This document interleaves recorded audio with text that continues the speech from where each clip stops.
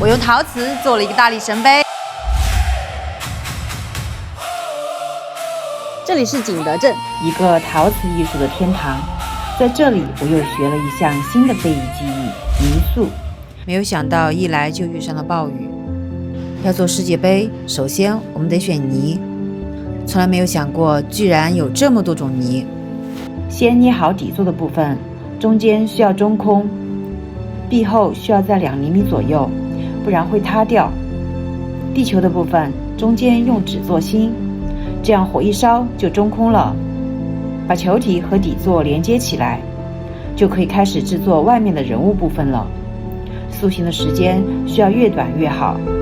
老师说尽量在1天完成，这样就可以避免因为不同的泥干湿程度的不同导致的后期裂开问题。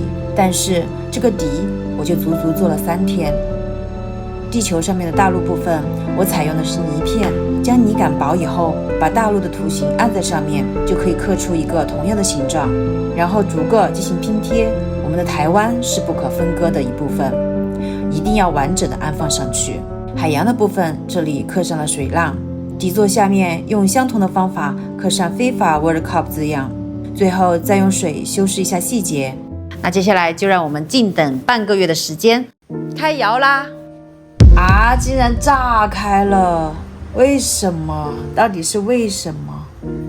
这样看来，我之前就已经在精准踩坑了。这个底直接烂了，然后这里的话是直接少了一块，1、2、3，全部都掉了。这里有一条这么长的裂，好夸张。老师，你看一下这里，它就是裂成这个样子。哎呀！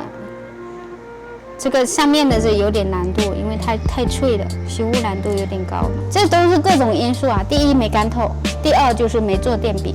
你要是要拿去展示的话，尽量展起来，你来不及做呀。有的就是吧，老师，还有的就。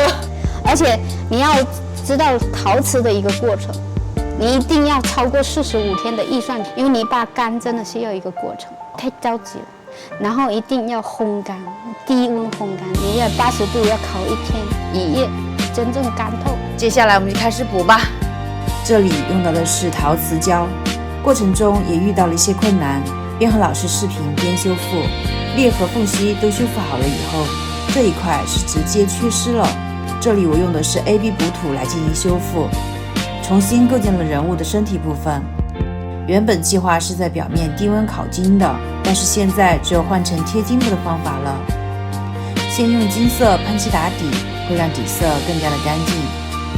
孔雀石的部分，这里用丙烯颜料绘制。好了，这份独属于我的大力神杯就完成啦。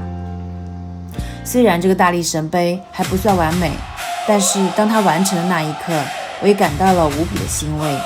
每一个记忆都是在匠人的反复试错和失败中总结的经验，也许只有尝试过才会知道为什么。